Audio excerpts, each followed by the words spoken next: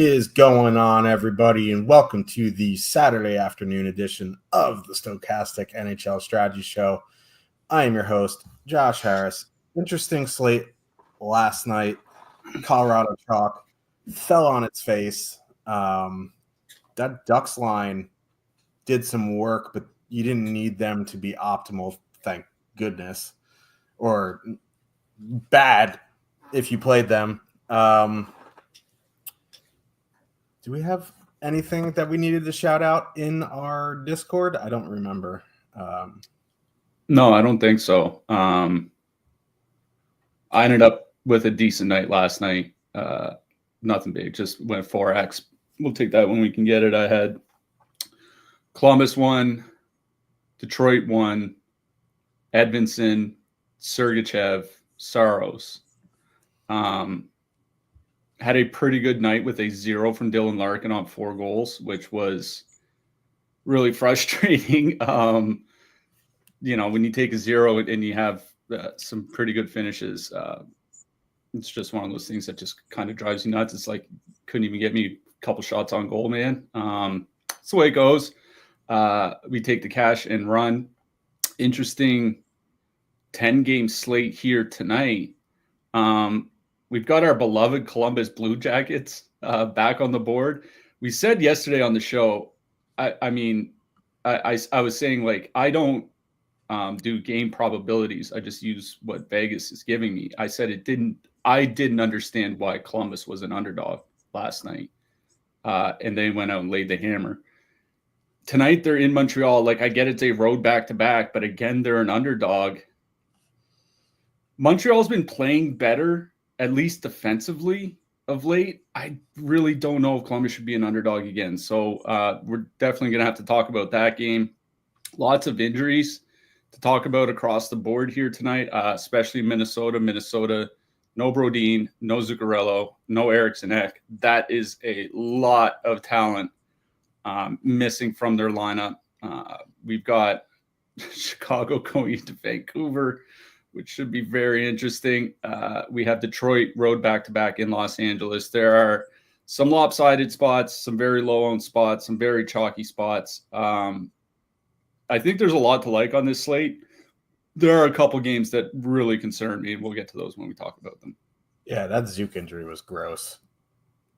If you're a man and you've ever been hit in the nuts, you know testicular torsion, had to get emergency surgery. Oof. Would not wish that on your worst enemy. That's probably the closest comparable thing to childbirth for like a woman to go through. Like, I don't know what's worse because I can't give birth to a child, but like, you hear childbirth miserable. I do not want to experience testicular torsion. Pairs up to the little hobbit Zuccarello. Hopefully he has a quick recovery. Let's get into this slate. Before we do, just wanted to say thank you guys again for all your support via the affiliate links, via just showing up and watching us, liking the show. Any support is greatly appreciated. And if you want, there is a big UFC pay-per-view tonight, and if you do want to enjoy all the tools that MMA has to offer on Stochastic, including the Sims, you can click the link in the chat.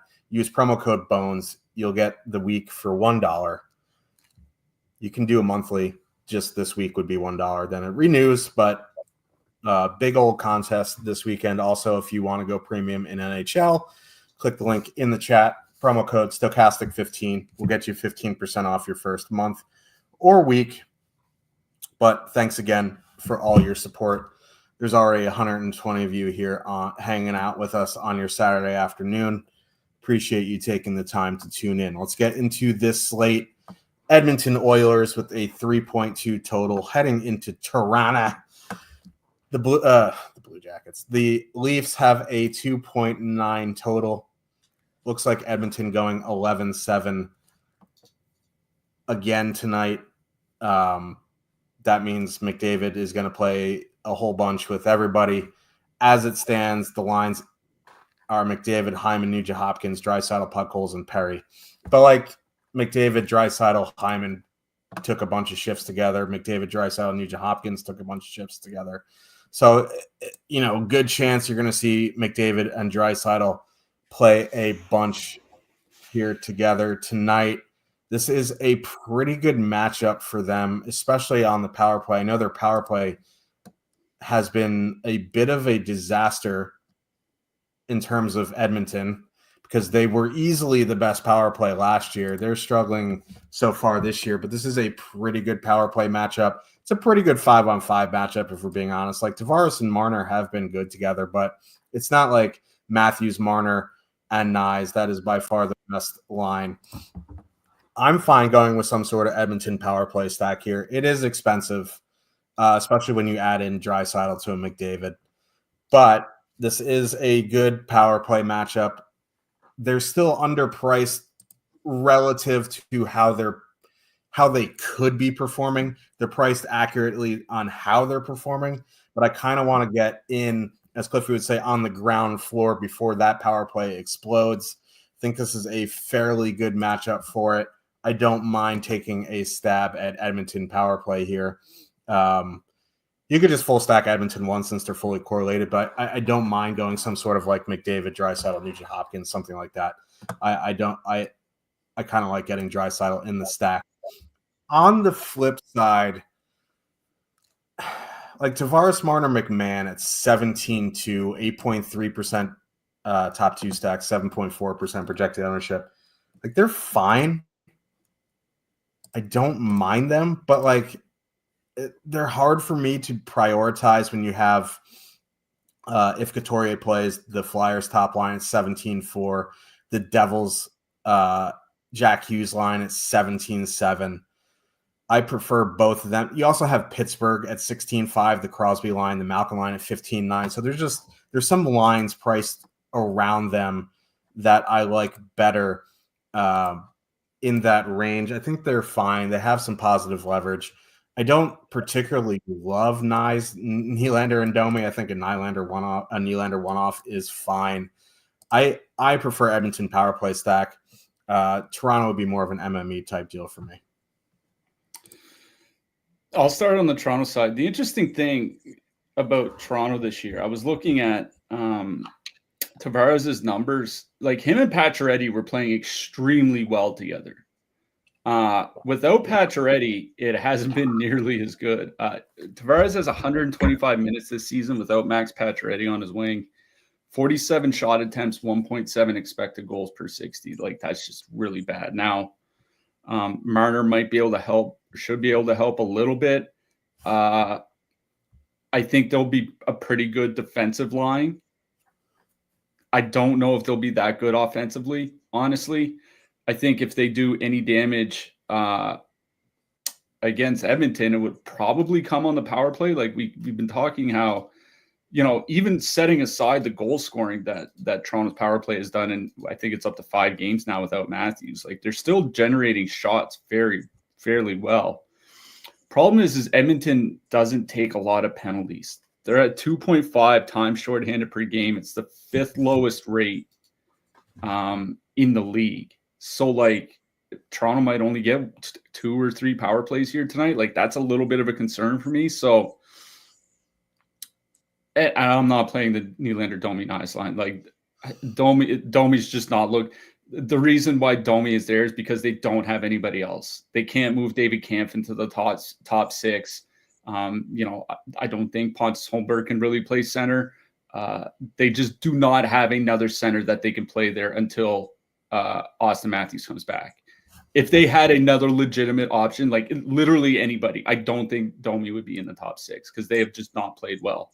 Domi and Nylander 53 shot attempts for, 71 against per 60. Like they're getting run over fairly easily.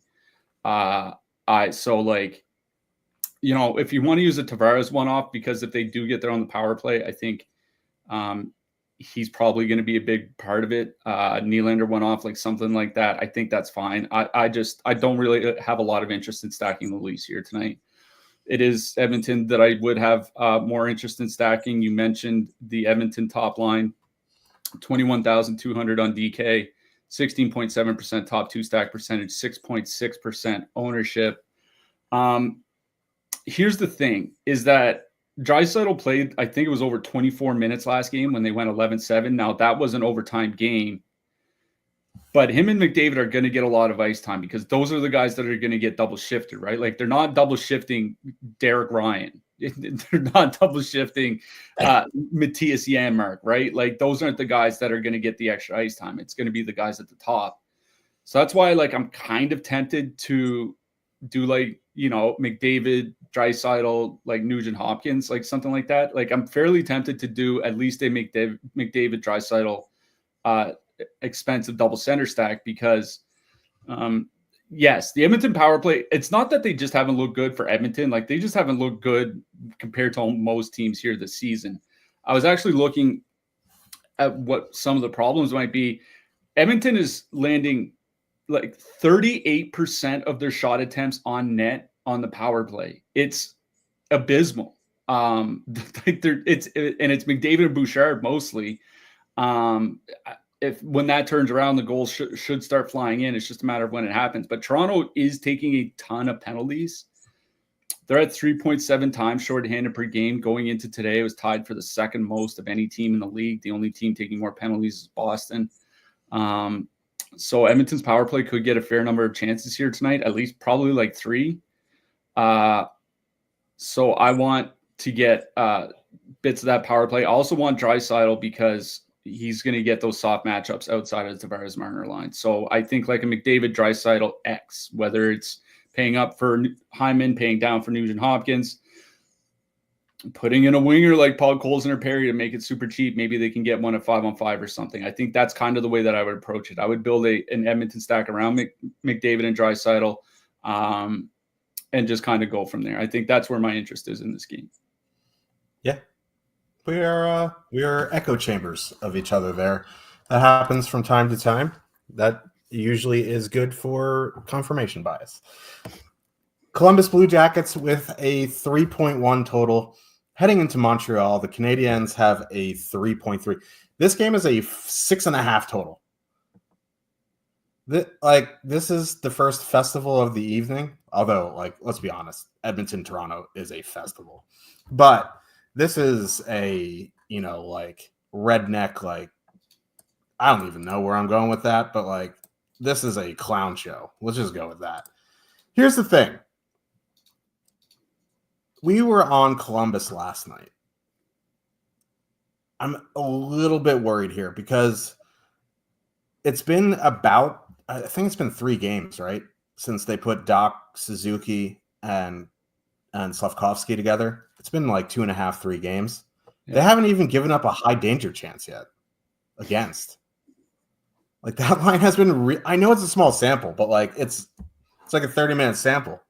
Like they haven't given up a high danger chance against in those 30 minutes. Now, is that going to change? Yeah, I mean, listen, it's Montreal, but like if you're going to put a top line taking top comp that is decent defensively in Montreal, these are the 3 guys you want on it, right? Like I guess you can say like, oh, maybe swap Caulfield for Slavkovsky, but like Suzuki and Doc are their best 2-way forwards on the team. So this line should be pretty good defensively. Like Evans, Newhook, Caulfield, not great defensively, but much better than a normal Montreal second line has been. So I'm kind of out on Monahan, Marchenko, Voronkov going into that Suzuki, Slavkovsky, Kirby Doc line. I think if I do go back to Columbus here tonight, it would be some sort of Fantilli, Sillinger, Chinnikov stack. I also, if you're like power play stacking something expensive, don't mind Danforth, Olivier 2-man. Justin Danforth played almost 20 minutes last night. And that line as a whole is 8,800. Olivier scored. Danforth, you know, you're not going to expect him to put up those DFS totals like he did last night, but like you get a goal from one of them with an assist on that goal and you're laughing, you know what I mean? And they're getting bottom 6 matchups of Montreal's where you can really take advantage of them. So like I don't mind Chinnikov, Fantilli, Sillinger. Don't mind Danforth, Olivier if you are power play stacking Edmonton, we'll say. Montreal is the more interesting side because that top line of Suzuki, Slavkovsky, Kirby Doc is only 12,500 and they're fully correlated. Now, it's not the best matchup 5-on-5, because that, Monahan, Marchenko, Voronkov line has been good. And as Cliffy mentioned yesterday, Monahan goes out 60% of the time with Werenski, and he is by far the best defenseman. That being said, they are fully correlated, and the Columbus penalty kill has not been great. The problem that I'm running into at 12,500 is they're getting 14% projected ownership. They fit with almost anybody, and they don't have Cole Caulfield on the line. I think those two combined make me worried, because if it's a very good power play matchup, I want Cole Caulfield in my lineup if I'm playing Montreal. So I think, a Cole Caulfield one-off here is one of my favorite plays here. I think you could just power play stack, go like Suzuki, Slavkovsky. You go old Montreal one. You can go Suzuki, Doc, Caulfield, Suzuki, Caulfield, Matheson, something like that. I do worry a little bit about just straight stacking Suzuki, Slavkovsky, Doc at that ownership, just because, the 5-on-5 matchup isn't great, and I want Caulfield. Also, in that price range, 12-5, right? You have other lines that with teams with huge totals, like Vancouver, that Pettersson line is 12-3. You have the JT Miller line at 12-8, and they're both getting less ownership. You know what I mean? So I'm fine with Montreal one, but I would have preferred it if it had Caulfield on it. So I think some sort of power play stack is what I do with Montreal. Yeah, I'm going to start on the Columbus side here. We were talking before the show. We were talking about Montreal. Like, they have been better defensively, basically since the first couple weeks of the season. It was like watching an AHL team. Legitimately, they have been actually better defensively. I think since they sent down Logan Mailloux, I think they're like 20th in the league by expected goals against. Like, still a little bit below average, but, not near dead last alongside teams like Pittsburgh. You know what I mean? So they have been better defensively.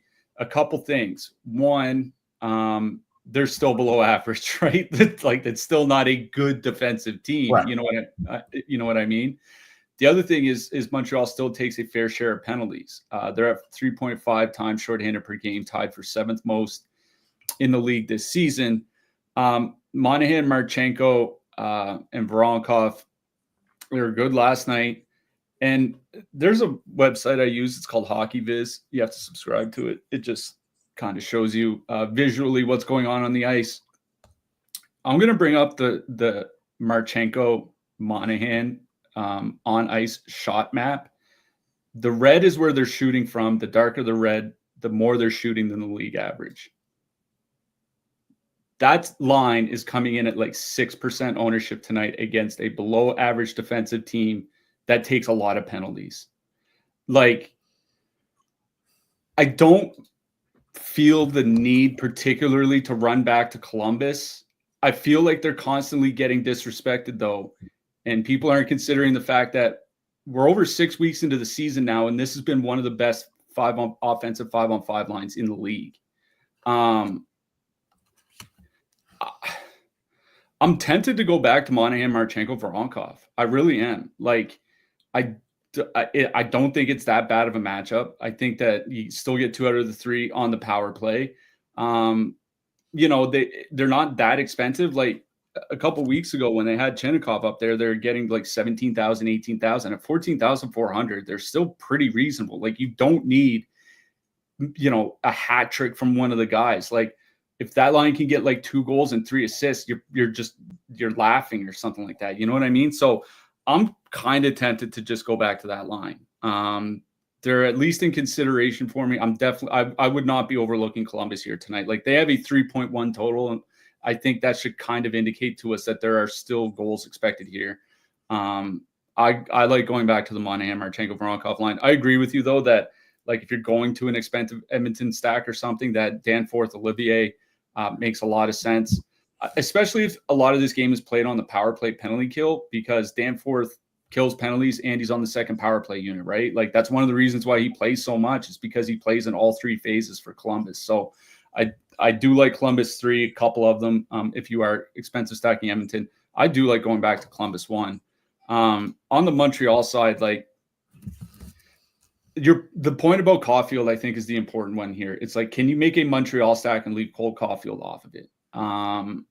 It feels kind of bad, man. Like, you know what I mean? Like, I just find myself not really wanting to go in that direction. Like, I think I would be more tempted to leave off one of Slafkovsky or Doc and put on Caulfield and hope that they get there on the power play, maybe that they could score across two lines, something like that, than I would be to stack a Montreal line and not play Cole Caulfield. Because, his shot rate isn't what it normally is, but he's still amongst the highest shooters on the team, even over the last couple of weeks. Obviously, he's their best goal scorer. Like, it's one of those things. It's not to Kirill Kaprizov levels, but it feels like, something like stacking old Minnesota 2 and leaving Kaprizov off. It's like, well, maybe it works, but I don't feel good about doing it. So I do like Montreal 1 here. I would probably take off Dr. Slafkovsky and put on Caulfield. I'm going to be honest. Like you talked about that ownership, 13.6% on the top line, 7% on the second line. Given those ownership rates, I'm kind of tempted to just go back to Columbus. Yeah. I mean, yeah. You're on the Columbus is being disrespected train, and we're here for that. New Jersey Devils with a 3 total heading into Tampa Bay. The Lightning also have a 3 total. This game's a little bit more interesting than the ownership percentages, to me anyway. Tampa Bay going Kucherov, Hagel, Cirelli, Gensel, Paul, and somebody. Luke Glendening, right? It doesn't Something matter. ridiculous like that. Yeah, it doesn't really matter. It only matters in the sense that, like, they've been sending out Cirelli, Hagel, not against the top competition. Like, I think Hagel, Cirelli, you're going to see a fair bit of that Nico Hischier, Timo Meier, Stefan Nason line tonight, and that line has been really good in their small sample. I'm kind of interested to get your take on the Devils lines here because they're coming in at 17,700. Hughes, Bratt, Palat, Hischier, Meier, Nason at 17.9. 3.5% projected ownership for that Hughes line, under 1% for that Hischier Meier line. I think it's a better matchup than people are giving it credit for. I kind of do really like the Devils here tonight. I'm kind of interested to get your take on that. I think Tampa 1's in play, but like at 20,800 at 10.5%, I'm looking to go. I'd rather play Edmonton there. I'd rather play. We'll get to Minnesota, but I think I'd rather play Edmonton than Tampa Bay tonight. The Devils are a really, really good team. They have a very good penalty kill. I don't know.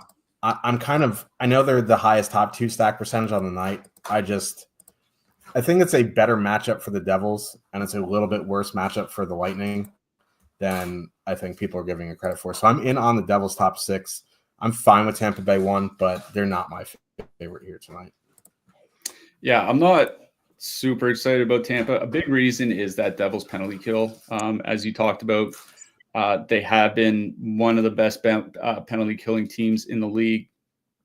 They're at 4.65 goals against when down a man. It's the 6th best mark in the league. And like there are a bunch of teams ahead of them that are due for like huge save percentage regressions. I'm looking at the Flyers and Predators specifically. So like this is probably a top 3 penalty kill, especially when you look at shot rates and stuff like that. So pretty bad power play matchup for Tampa Bay.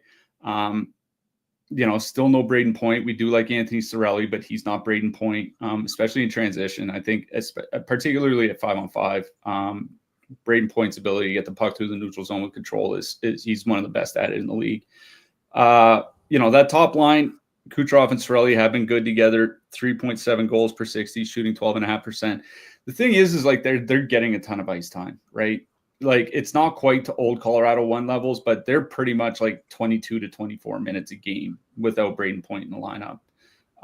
That's what kind of concerns me is like eventually volume matters. And when you have a really good line, even in a bad matchup, but when you have a really good line playing 40 to 45% of the game, they only need to get lucky a couple times, right? So I don't mind Tampa 1 here tonight. I think I agree with you. I'd probably rather go play Edmonton. There are a couple 19+ lines that we'll talk about later that I also have interest in. I have nothing. I have nothing particularly against Tampa Bay tonight. I just think the way that I'm building my specific lineup that they're probably not going to find their way in it. Also, I double checked. It looked like Cam Atkinson on the second line. Okay. I'd be pretty surprised if he lasts the game on the second line.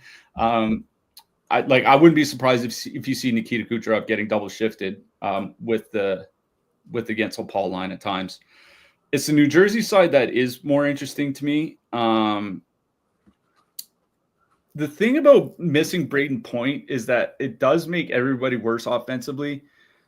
I think it forces them to focus on defense a little bit more. And that's why, I don't think it's like a tremendous matchup for New Jersey or anything like that. I will say that the Tampa Bay penalty kill, it's nothing to be feared or anything like that. It's not a Devils or a Carolina penalty kill or something like that. So I'm not super concerned about the power play matchup. I think the Devils are fine. For me, it would be if I was 20 maxing or 150, I would certainly have some New Jersey here tonight. The problem is getting to them in a single entry on a 10-game slate. There are chalky Pittsburgh lines, but there are Philly lines. There are some Florida lines a little bit above them. I think they're fine. The New Jersey line that I would probably go to is the Hughes, Palat, Bratt line. The reason is I just feel better about their ice time. I feel pretty sure that Hughes and Bratt are going to be two of the three most used forwards. The other one is probably going to be Hischier. Nason is getting ice time, but it's 15 minutes. Timo Meier's certainly not getting the ice time he was getting a month ago. Those types of things do concern me. I would go back to the Hughes line. They have been good this year. They're at 3.1 expected goals for, 2.3 against per 60. Jack Hughes, his shot attempt rate has been climbing as the season has gone along. He's been shooting a lot more. He's looked more like himself. So I guess the Hughes line, of all the lines in this game, I like Tampa 1 the best. I really do. But I don't know if this is a game where I'm going to be going to stack. I think this is probably a game where I either look for some one-offs or defensemen. But if I'm 20 maxing or 150 maxing, that's a different story. Yep. Kind of a similar story with this next game, but let's talk about it. The Winnipeg Jets, the 2.9 total. Heading into Florida, the Panthers have a 3.2. Florida going back to Reinhart, Barkov, Evan Rodriguez, Tkachuk, Verhaeghe, Bennett, Lundell, Luosterainen, and Bachwist. Status quo for Winnipeg: Connor Scheifele, Velarde, Ehlers, Perfidi, Nemestikov, Niederreiter, Lowry, and Appleton. There isn't a line that I'm prioritizing in this game as single entry. I think if I was going to play a line, if you forced me to play one, it would be Reinhart, Barkov, Erod. It is a pretty good 5-on-5 matchup. The Connor Scheifele, Velarde line isn't awful 5-on-5, but they're not great either. Winnipeg doesn't have the best penalty kill. I'd be fine going to Bennett, Verhaeghe, Tkachuk, but they're over 20,000, and Tkachuk just isn't playing the minutes like he was last year. So it would be Reinhart, Barkov, Rodriguez for me at 18-2. On the Winnipeg side, this is just a pretty brutal matchup. Not only is the Scheifele line going to see a bunch of the Barkov line, but the Panthers don't take a lot of penalties, and they have an elite penalty kill. So I know the flow chart says play Winnipeg 1 in bad matchups. This is about as bad as it gets. So if you're 150 maxing and you want some flow chart copium, go for it. But I don't really have much interest in Winnipeg here. Okay, I'm going to start on the Florida side. I have a little bit of interest in Tkachuk, Verhaeghe, and Bennett. The reason for that is I think they're going to see a lot of that Nemestikov, Ehlers, Perfidi line. That's not a great line defensively. They're at 2.9 expected goals against per 60 this year. Connor Hellebuck has been really good. That's the big problem, is facing Connor Hellebuck. But as you mentioned, the Winnipeg penalty kill, it's not awful or anything, but it certainly hasn't been unbeatable. Their goals against when they're down a man on the PKs, basically in the middle of the league. You do get Tkachuk and Verhaeghe on the top power play unit. They are expensive. That's the problem, is Sam Bennett's still being priced as if he's like playing like 19 minutes a game on the top line, top power play, like he was when Barkov was hurt. And like, that's just not the case. You know, and the problem is like his ice time has gone down quite a bit. It's under 17 minutes in 4 of his last 5 games. I'd be kind of tempted to just do like a 2-man Tkachuk for Hagee. I do like that Florida 2 matchup here tonight. I do think, yes, I am worried about Tkachuk's minutes. He probably like getting 18 would be a good game from him, but I do think they are a tremendous offensive line together. They have been basically since Verhaeghe got there, whenever they have been put together. I think it's a great matchup, avoiding, the top guys from Winnipeg. The problem is the price. I would probably leave Sam Bennett off. I think he's way overpriced. I would just go with the 2 wingers. I don't mind Florida 2 here, but again, I think I'd be more tempted with a 2-man stack. Honestly, nothing for me from the Winnipeg side. Like, I think we kind of missed the boat with New Jersey the other night, putting up 6 on Florida. I don't think we're going to see that a whole lot. You know, if you're playing in a 20 max 150, those types of things, I do think considering Winnipeg 1 is certainly feasible. 3 expected goals, 3 actual goals per 60 at 5-on-5. They play 18.5 to 20.5 minutes. Flaherty on the lower end. The Barkov line has not been that great defensively this year, especially since he's returned from injury. That like they haven't been elite or anything like that. So I think there is some upside here. I would just be more tempted to do it if I was playing a bunch of lineups rather than a single entry or a 3 max or something like that. That's just kind of it. So I do think Winnipeg 1's in play, but that'd be more for somebody in a 20 max or higher. Single entry, I think it's Florida 2 or bust for me. I'd be more interested in Winnipeg if this was the Florida team from last year taking like 5 minor penalties per game. Yeah, that too. Yeah, they're not taking penalties, and Winnipeg does have a good power play, but you're not going to get many opportunities. Let's get to an absolute tire fire. Buffalo Sabres with a 3 total heading into Philadelphia. The Flyers also have a 3 total. It sounds like Couturier is going to be in. Nothing from Tortorella there.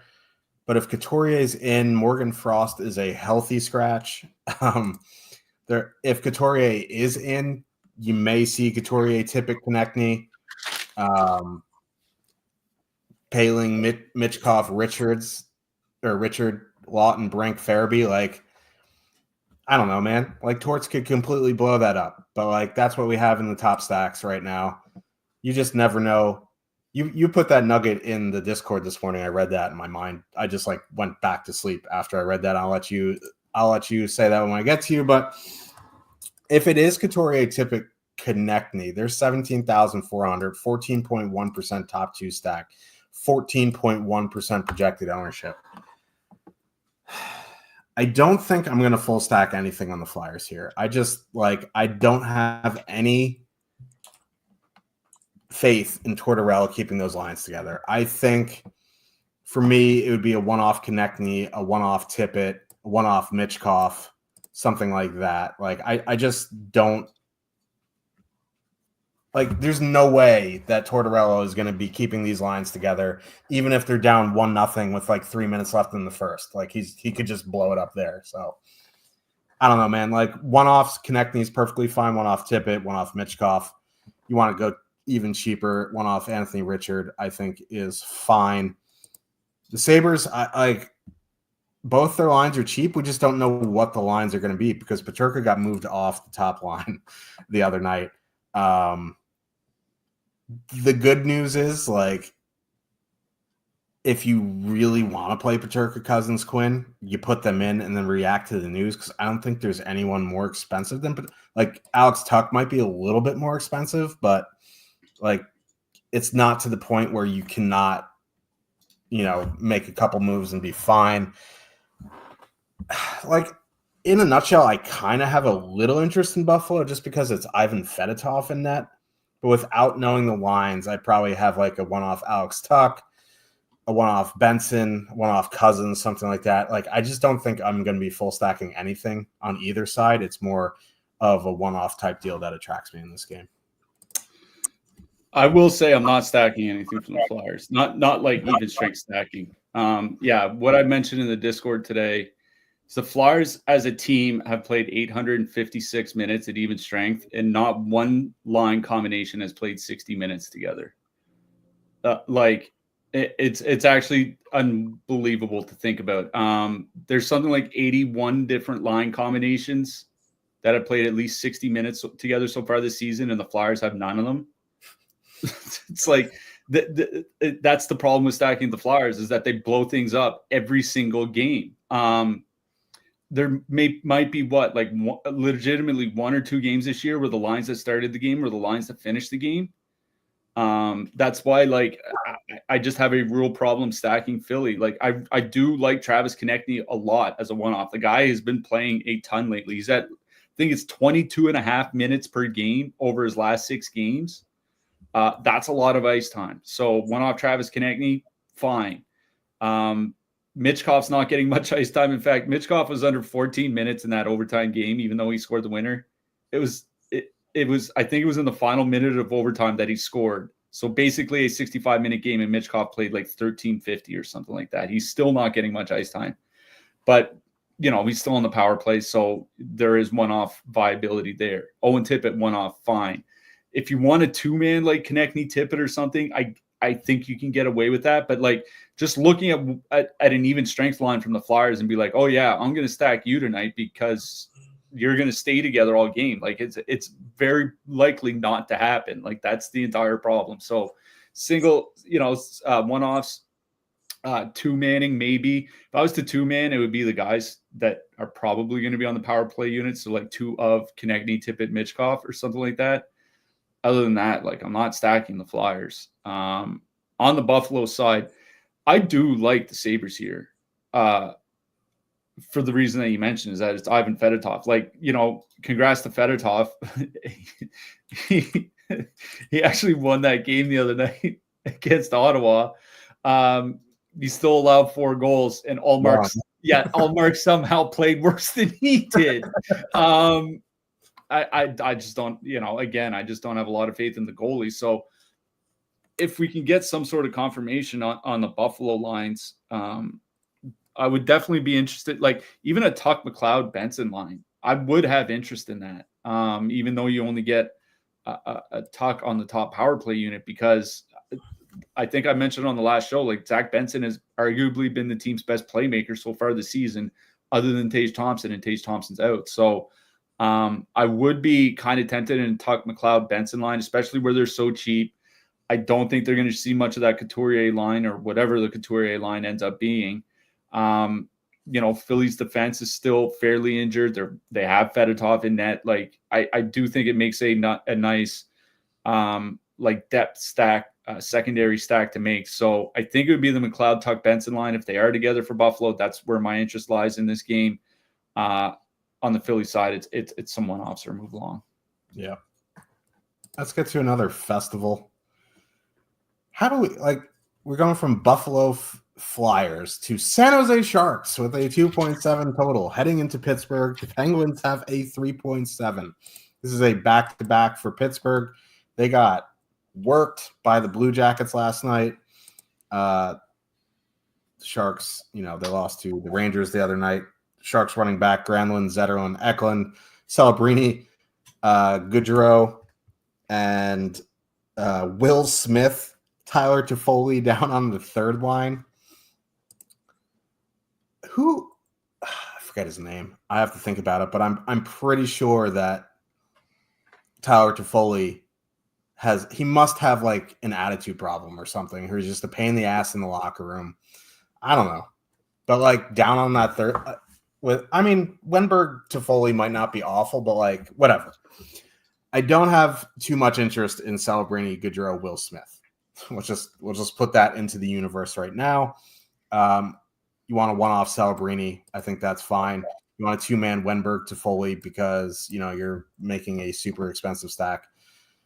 That's fine. I think the one Sharks line I'd have interest in stacking, and I don't think I'll get there in single entry, would be Granlund, Zetterlund, Eklund. The reason I wouldn't get there in single entry is they're 14,500, and Pittsburgh with a 3.7 has two lines comparable in that range. Malkin, Rust, Bunting at 15.9, Crosby, Raquel, Beauvillier at 16.5. So I think Granlund, Zetterlund, and Eklund fine in MME. I'm not in on the Sharks in single entry. One off in your lineup, I think, is fine. A Celebrini one off, a Eklund one off, something like that.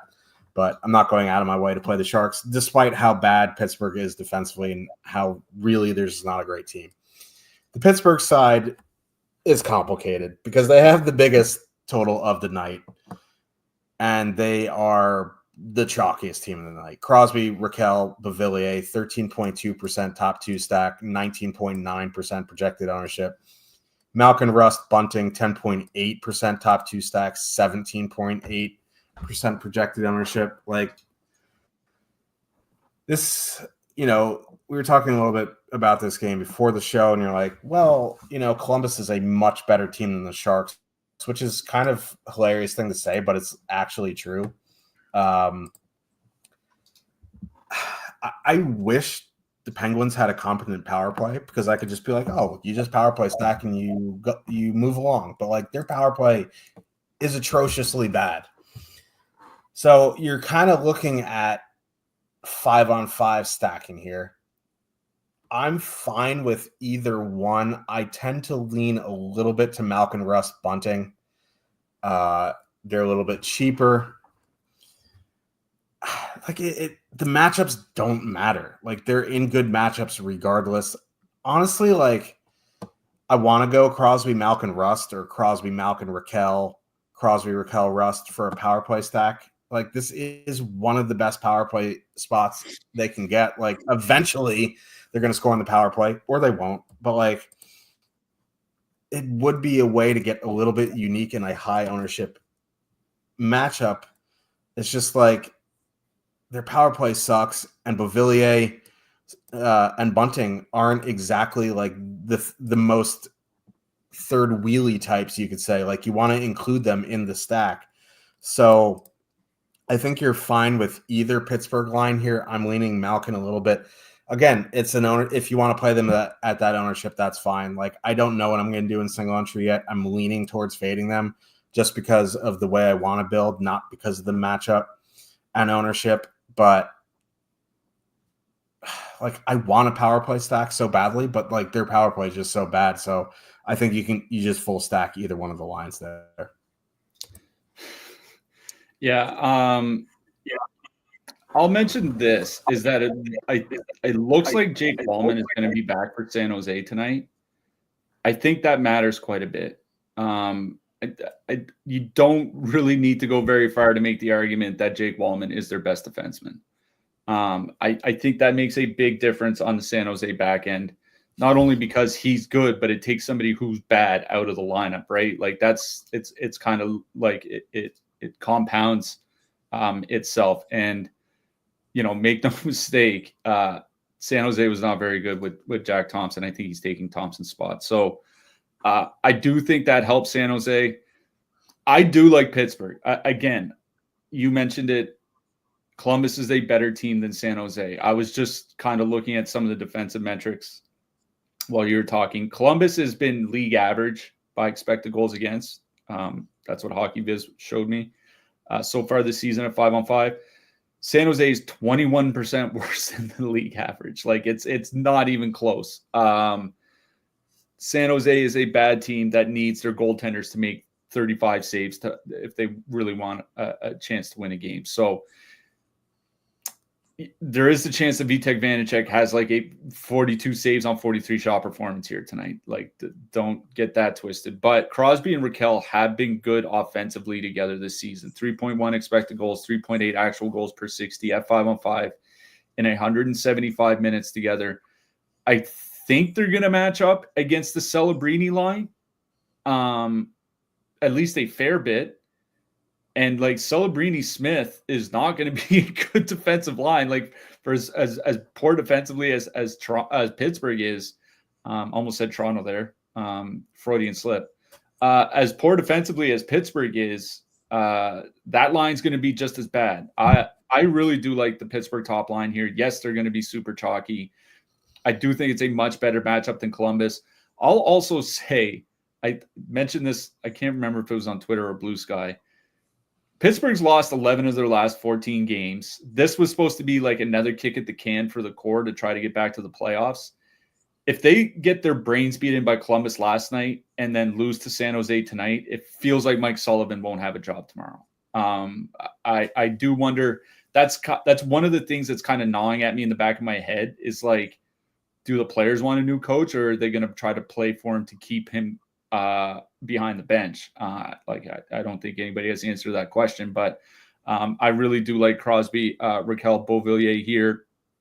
Your point about the San Jose 2 is interesting. That Granlund, Eklund, Zetterlund line, they haven't been great offensively, but Granlund has been shooting a ton. Eklund is a pretty good playmaker. I'm not worried about any of the matchups coming from the Pittsburgh side, and they, especially Granlund, Eklund usually does, but especially Granlund, they play a ton of minutes. So I do have some interest in San Jose 2 here tonight. It's like, I get it. Like, they're not a particularly great team. Pittsburgh's awful. You know what I mean? Over those last 14 games I talked about, like a 14-game span is most of Pittsburgh's season so far. They are last in the league by goal share. Last. Like worse than San Jose last. If the goaltending kind of falls apart again, as it has basically all season, this isn't a bad spot for San Jose. I don't mind Granlund, Zetterlund, Eklund here tonight. 5.1% top 2 stack, 5.7% ownership, 14,500. They are a nice mid-price stack if you want to fit them in, but I do like Pittsburgh won the best in this game.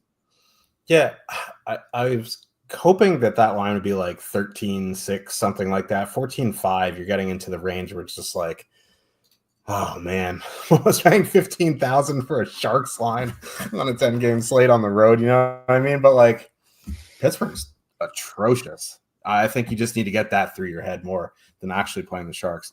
Larry thinks everyone's going to get fired. Maybe he has inside information because he's 116 years old and a lawyer, so maybe he's already done the paperwork. So I'm going to have to DM him after this if he knows how to read his DMs because he's so old. But we'll get to the next game. I'll talk to him. I'll let you guys know. Ottawa Senators with a 2.8 total. Heading into Carolina, the Hurricanes have a 3.6. Spencer Martin for Carolina, if you're wondering why Ottawa has a 2.8. I was wondering, and Cliffy's like, it's because Spencer Martin starting. I was like, that makes some sense. This is actually kind of an interesting game. I don't know how much I like it from a DFS standpoint. Because you look at the matchups, right? Stahl and Martinook are going to go out against Norris, Tkachuk, Grieg. That's a miserable matchup. Now it is Spencer Martin in net. You got to keep that in the back of your mind. But for 16,000, and they have a 3% top 2 stack. Like if they get into your optimizer if you're 20 to 150 maxing, whatever, I'd leave them. You know what I mean? I don't particularly love it, but at that, it's not like they're 18,900. You know what I mean? For 16,000, it's fine. Now, you're going to see, Svechnikov, Aho, Roslovic go out against Stützle, Batherson, Giroux a fair bit, I would think. So, like, that's not a great matchup for either of them. So, really, what are you playing here? I don't mind a Marty Necas. That's what I call him. Marty Necas one-off here. I wish Carolina kind of had a better second line, but you can't really, complain about that too much. I think a Marty Necas one-off would be my favorite play in this game. They're going to see a fair bit of that Pinto, David Perron line. And, Perron's just coming back his infant head emergency cert. Like, who knows if hockey is even at the forefront of his mind. I wouldn't blame him if it wasn't. But, like, Marty Necas would be the one-off that I'm looking at. I don't particularly love this game from a single entry standpoint. I think, there are some things in MME that if you end up getting them in your optimizer, you leave. I don't think you have to X out anything. Yeah, here's what we have on Spencer Martin. Over the last 3+ seasons, so since the start of the 21-22 season, amongst regular starters and backups, there are 66 of them. 63rd by goals saved above expected per 60. The only 3 goalies are worse. 2 of them are no longer in the league, and the other one plays for Chicago. So he really has not been good in his career at the NHL level. It's kind of why you're seeing an Ottawa 2.8 total here. If anything, it'd be Stützle, Batherson, and Giroux. Like, that line has actually been pretty good, especially Stützle and Batherson so far this year. 3.1 expected goals, 4.8 actual goals, shooting under 11%, so nothing extreme. Again, Stützle and Giroux probably going to get the most ice time of any of their players. You avoid the Jordan Staal line. Ottawa 2 for me from the Ottawa side, but that would be more 20 max 150. I'm still not going to get there in single entry. I think the most I could do there is probably a one-off Batherson or something. On the Carolina side, it's like, is Ottawa's goaltending not going to blow the game for them tonight? Can somebody tell me that? Because like, Ottawa's legitimately been a good defensive team. We can make fun. We like to make fun of Ottawa fans here, but Ottawa has been 17% better than the league average by expected goals against per 60. It's like 1 full goal less per 60 than the San Jose team that we just talked about. Just to give kind of an indication of the gap there. So, like, they have been good defensively. Carolina is a better team, don't get me wrong here, but they do have 3 lines that can put the puck in the net. I do worry that the power play isn't quite as good without Seth Jarvis. He's like a good, like, two-way offensive player. And by two-way, I mean, like, he can both score and be a playmaker, and he's good in transition and all that stuff. Like, I worry about that for the power play. I would want them to get, I think a big opportunity for them would be against an Ottawa penalty kill that's really not that good. But I worry about the power play without Seth Jarvis. I think I'm kind of with you. Like, I would be looking more towards one-offs, Natchez, Svechnikov. That's kind of where my interest in. Honestly, I think on both sides of this game, I do have interest in the defenseman. We'll talk about defensemen later, but I think amongst the forwards, it'd be more one-offs than full stacking anything, especially in single entry. One of our residents, Sens fans, quick party. Probably going to be Forsberg tonight, so might have decent goaltending. I do like Anton Forsberg, but at least they didn't sign Linus Ullmark to a long-term extension. Yeah, and he's shaving points, for sure. Like, there's no other explanation for that game the other night. MME stands for mass multi-entry. Yeah, those are the 50, like the big $15 on DraftKings, 150 max. That's what we are meaning. Single entry, MME, those big contests where you can enter a lot of lineups. Dallas Stars with a 3.2 total heading into Minnesota. The Wild have a 2.8. Without Zuccarello, they're going to be going Kaprizov, Boldy, Marcus Johansson, Hartman, Gaudreau, Ogren, and then Rossi, Foligno, Trenin. That's a mess. Dallas status quo. I don't particularly love this game either. On the Dallas side, I think the one line I would go back to is Duchesne, Sagan, Marchment. The problem is, like, Minnesota is very, very good defensively, and I think even without Zuccarello, with these lines, they're still going to be really, really good defensively. Their penalty kill is terrible, and that's the one thing that would give me interest in Duchesne, Sagan, Marchment, because they're fully correlated on the power play, but they're almost 15,000 now. And God help me, I think I'd rather play that Sharks line tonight. So I don't have a ton of interest in Dallas here. I also don't have a ton of interest in Minnesota. Kaprizov, Boldy, Johansson, over 20,000 going against Dallas. Like, if this was a different matchup, I'd be interested. But, like, going into I know Minnesota's home and they can dictate matchups, but, like, that's just a brutal matchup, no matter how it goes. You know what I mean? So like one-off Kaprizov, I'll never say no to, but I really don't have a ton of interest in this game. I think it's not just missing Zuccarello that's hurt. Like no Joel Eriksson and no Jonas Brodin. That hurts. I think that hurts a lot. Like I really do. Brodin and Spurgeon had been arguably the best defensive pair in the NHL this season. Spurgeon's not going to get the same level of play from like Declan Chisholm or something like that. And I like Declan Chisholm. We'll talk about him a little later on defense. And obviously Joel Eriksson, aside from Kaprizov, might be their best forward, certainly their best two-way forward, like especially at center.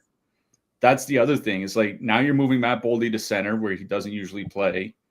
Ryan Hartman all of a sudden is your number 2 center. Marco Rossi's all the way down in no man's land. Like I think it really does mess up the lineup.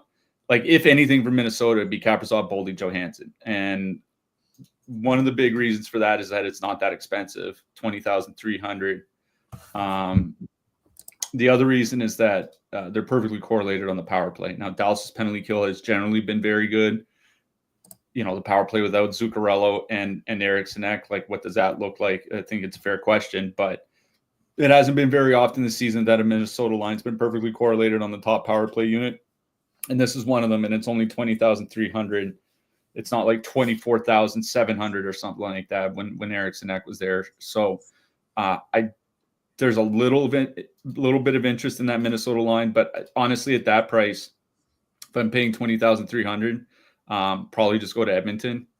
Like that's just kind of the way that I look at it. Is like I'll just go play Edmonton for $900 more, still with low ownership, under 7%. Like that's just kind of the way I look at it. But I do think there should be some interest in Minnesota here because like, especially with Eriksson and Zuccarello out, those guys are going to play a lot of minutes, right? Like Kaprizov plays a lot anyway. He might be getting to like Nathan McKinnon 25-minute territory with Boldy at like 23, 24, and Johansson not that far behind. I think that we might see that kind of game from Minnesota here tonight. That's one reason why I don't mind that top line. I think they play a lot here tonight. On the Dallas side, Matt Dumba's back in the lineup. I just 2 games with him healthy scratch. No Lundqvist comes in. With no Lundqvist on the ice, Dallas outshoots the opposition 23-9, outscores them 4-1, and then Lundqvist gets scratched. I don't get it. Like in Dallas has just not been good with Dumba. Dumba's not fit into Dallas, whatever it is. Maybe it turns around here tonight, but this is that problem again where you have Dumba on one pair, you have Lyubushkin on another. All of a sudden you have 2 below average offensive pairs from Dallas and you're relying entirely on whichever one pair is left over. Like that, it's just insanity. I don't get it. That's what worries me from the Dallas side is like all of a sudden you have 1 puck moving pair and that's it. The other half of the game or 60% of the game, you're just trying to keep the puck out of your net. Marchment, Duchesne, and Seguin is where I would go because they are perfectly correlated. Because Minnesota does have a bad penalty kill. I don't have a lot of interest in Dallas here tonight until they actually figure out what they do with their defense. Like you cannot play 55 or 60% of the game and be a drag offensively because that's exactly what happens with Lyubushkin and Dumba on the ice. It's just killing the Dallas offense. And until their game turns around or until Dallas realizes their mistake, I just don't have a lot of interest in playing them. I'll just look elsewhere at those prices. Like 14,900 for that Dallas line. We just went over San Jose. I'd rather play Columbus. I'd rather play. There's just other spots that I would rather go. Yeah, and Dallas traded a first-round pick for Nils Lundqvist. Give him a shot, which turned into Gabriel Perreault, by the way. Your boy. We'll see him in the playoffs if the Rangers make it. They're going to make it. Just it just seems like chaos in New York right now. But Detroit Red Wings with a 2.4 total heading into Los Angeles. The Kings have a 3.2 back-to-back on the road for Detroit. This is not a good spot for them. I don't have any interest in Detroit. I'll save you the time. I'm out. The Kings are an interesting proposition here tonight because Kopitar, Kempe, and Moore are 15,700, 5.9% top two stack, 7% projected ownership.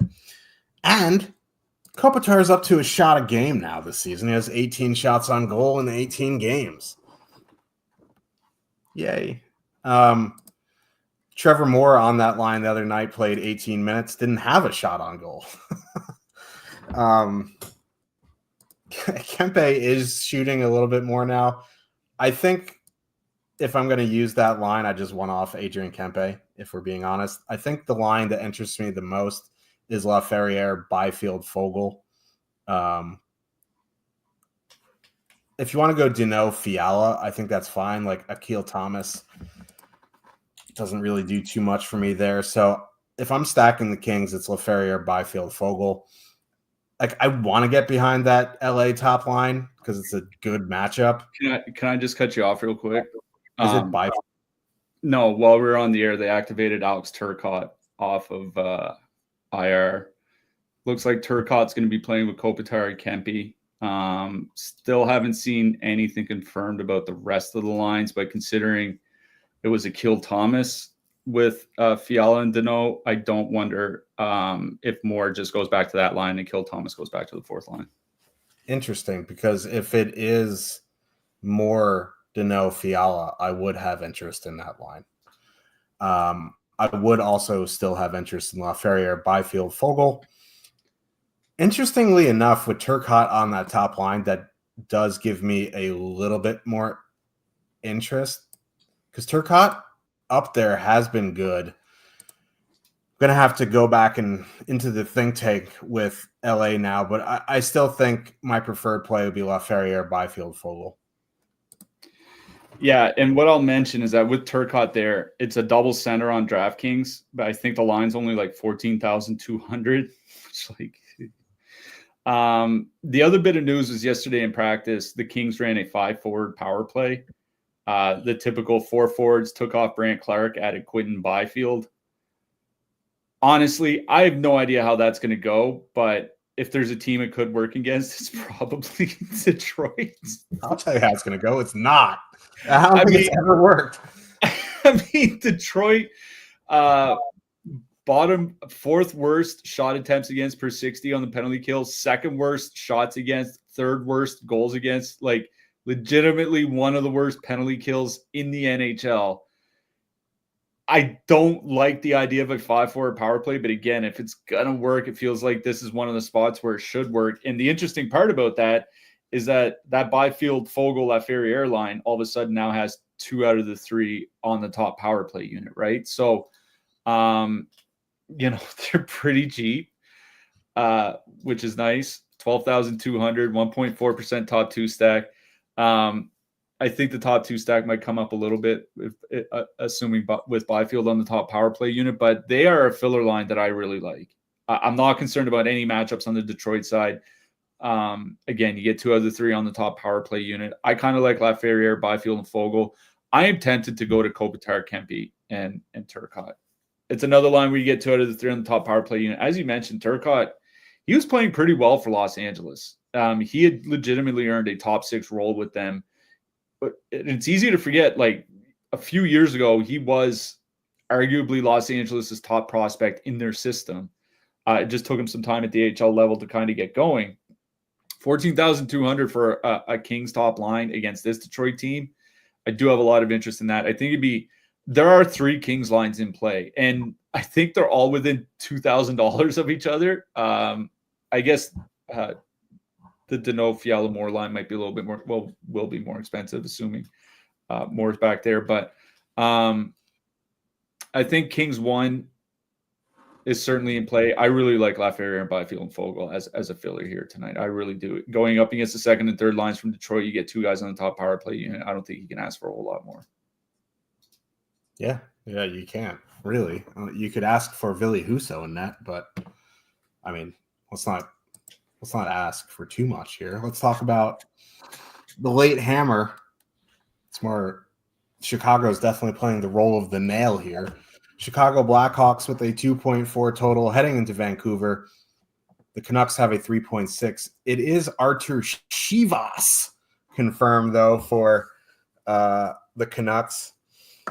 But holy moly are the Chicago Lions a scene. This is how they finished the other night. Just bear with me because it's almost not believable.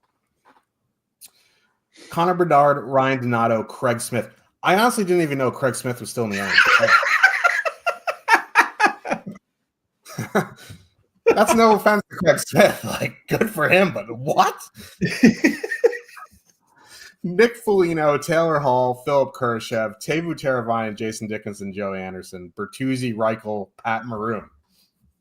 And just to add to that, while we were on the air there going through their morning skate, Seth Jones is not on the ice for morning skate, and Taylor Hall looks to be a healthy scratch. Craig Smith night? No, but like it is Shivas in that. I don't even know if I'm pronouncing that right. No, you're not. Yeah. We're going Shivas. I think, isn't Chivas like some type of liquor? Who's that Mortal Kombat? Who's that Mortal Kombat? Chivas Regal is a type of whiskey. Yeah. So I think maybe that's what you're thinking of. Who's that chick in Mortal Kombat with like 6 arms? Shiva. Yeah, that's where I'm going with. Okay. He's not using any of them. But Bedard's back in Vancouver, like he's from the area. So if you this is his first time playing in Vancouver as an NHLer. So if you do live on the street that has narratives on it, this is a pretty big one. But like these lines for Chicago without Seth Jones, who is easily their best puck mover. Now, you know, they still have a couple other guys that are good, but like Seth Jones, easily their best puck mover. I'm out on Chicago outside of Bedard one-off. The question is what you're going to do with Vancouver. I think they've started sending out Bluger, Joshua, Garland against Top Comp. Not that it matters for them. I do worry that they're going to kind of galaxy brain themselves into sending Miller, Suter, and Letterkenny out against the Dickinson line. But again, it's Chicago. I have some interest in Miller, Suter, Letterkenny. You can go to Pettersson and DeBrusk. Like Kiefer Sherwood has actually been decent this season. I just don't particularly love these line combinations. I think I'd go to Miller, Suter, that line. You want to play Pettersson, that's fine. But for me, it's the Miller line, and outside of a Bedard one-off, I'm out on the Hawks. Yeah, I not a big fan of Kiefer Sherwood and Jake DeBrusk flanking Elias Pettersson. That's not what you want to see. If assuming they keep the same power play combinations, it's a one guy on the top power play unit, right? You know, DeBrusk and Sherwood probably only going to play like 14, 15 minutes, whereas Pettersson's going to be like 19. It's just a pass for me. Yeah, Miller, Suter, Lekaramaki for me. You know, Vancouver's still scoring well when Miller doesn't have Besser next to him, 4.4 goals per 60. That's shooting 16%, so obviously that's pretty high. But I still think they'll be an above average scoring line. I'm going to be honest. I think the line that interests me the most on the Vancouver side might be Garland, Bluger, Joshua. Joshua and Bluger were pretty good together last season. Like they were one of the best third lines in the league. And Connor Garland has been excellent so far this season. They're at 10,100. If you're paying up for Edmonton, if you're paying up for Minnesota top line, if you're paying up for any of those high ticket lines here tonight, I think Vancouver 3 is one of those lines that would be in play because those guys do get some minute. Like Garland will get 18, 19 minutes. I think Garland's been the second most used forward for the team since Besser got injured. Yeah, and Bluger and Joshua, like I said, were really good together last season. They're legitimately one of the best third lines in the league. So I do think that's a good third line to mix and match with your super expensive stacks here tonight. Other than that, it would be going back to Miller, Suter, Lekaramaki. Nothing for me from the Chicago side. Like, this is the only reason I'm kind of interested in Chicago is because it's Shelovs and not Lankinen. I'm still not sure Shelovs is an actual NHL goalie. So like, I think a Bedard one-off is okay, but like, I don't know, man. Like, do you play more than Bedard here tonight? I think like even Ryan Donato up to 3,800 is getting a little expensive. I think Donato's fine as like a cheap one-off, but as far as full stacking goes, it's a pass for me.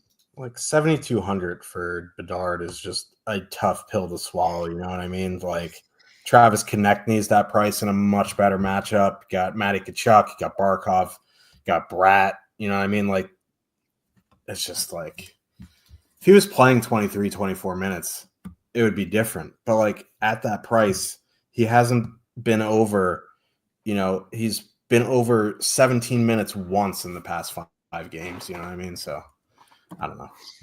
Let's get two defensemen here. Top of the board, we have Quinn Hughes, Victor Hedman, Zach Werenski, Evan Bouchard, Rasmus Dahlin, Dougie Hamilton. I think the two, I think Quinn Hughes is fine, but at that price, I don't think I'm going to get there. I think it's Werenski, Dahlin, and Bouchard for me. Those are the three that would interest me in the top range. I think Dougie's fine as well.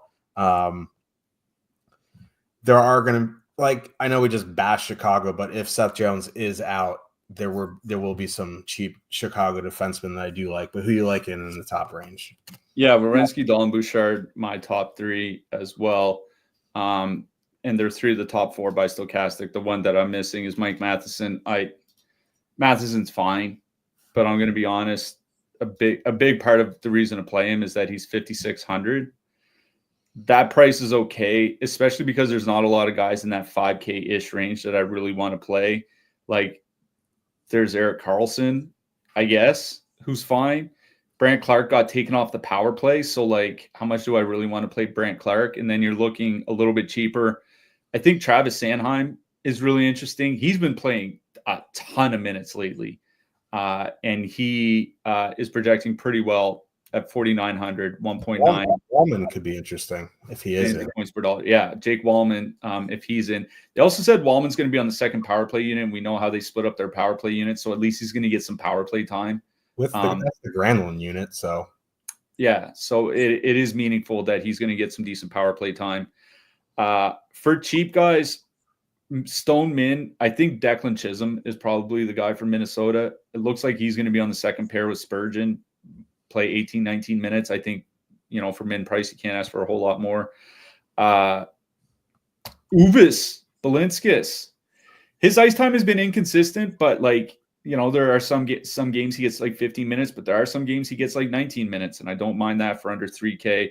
Rasmus Ristolainen, if you're not playing Sanheim, Ristolainen still is getting a ton of minutes because of all the injuries, same with Nick Seeler. Artem Zub might have to block a lot of shots here tonight against Carolina.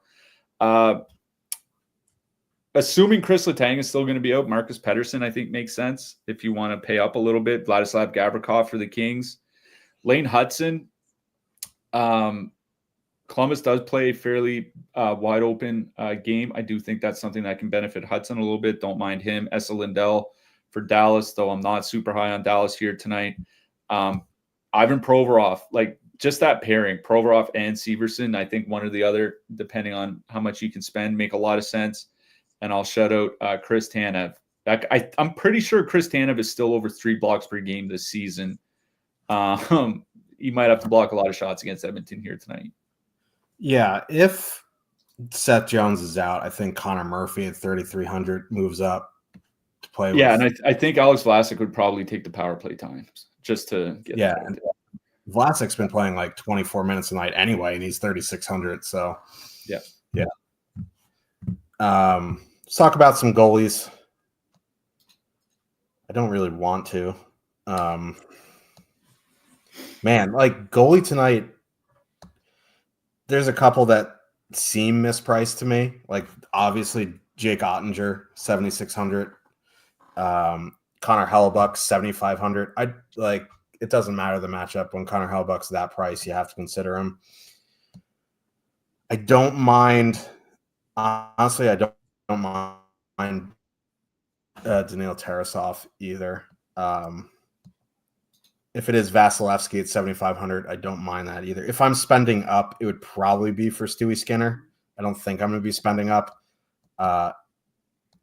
Super cheap. I don't particularly love anyone super cheap, but if you had to make me play one, it would be Cam Talbot. Yeah, I'm looking at the projections, and I get why they are what they are, because wins do matter. But when two of the top three projected goalies are David Rittich and Alex Nedeljkovic, I'm like, tonight feels like a night I'm not going to be spending 8,200 or higher on a goalie. So, Jake Ottinger, volume might be an issue, but certainly don't mind Jake Ottinger at 7,600. And as you mentioned, Connor Hellebuck, 7,500. Yes, it's Florida. Florida does like to shoot. As long as they don't shred them on the power play, I think Hellebuck could have a good night here. Vitek Vanacek, like I said, this might be the make or break game for Mike Sullivan's head coaching tenure, and Vitek Vanacek has a chance to do something really funny here tonight and save 40 or 41 shots. So I'll go. I don't mind Vanacek if you want to spend all the way down. Sam Montembeault for Montreal is probably the one expensive guy I would have some interest in. I find 8K is a lot to spend for Montembeault, but I think he's okay. I also like Vasilevsky here tonight, 7,500. When you have Vasilevsky, Ottinger, and Hellebuck all at 7,600 or less, I think that's kind of an indication to me that I'm not going to be spending 8K or more on a goalie here. Yeah, the Vanacek point is funny, but you did say that, I think it was you who told me that the Sharks goalies have 16% of the DK save bonus so far this season. So the volume is going to be there. It's just a matter if he lets in 1 or 17. You know what I mean? Who you liking for your hat trick pick? Of all the players that we have to pick from this slate, I'm going to go to the Philadelphia Flyers, and I'm going to go Travis Konecny. I'm going to our man-child, Quentin Byfield. I mean, it's a good matchup for it if there's ever going to be a time. Maybe the 5-forward power play will work for the first time in history, but we'll see. We will be back on Monday. Get a day off tomorrow. We'll see you on Monday. Good luck, everybody. Again, big UFC card tonight if you're interested. Good luck. Win some money. I don't know how to sign off. I was going to say go Jets, but they suck. I mean, go Winnipeg Jets, I guess. I don't know. Good luck tonight, everyone.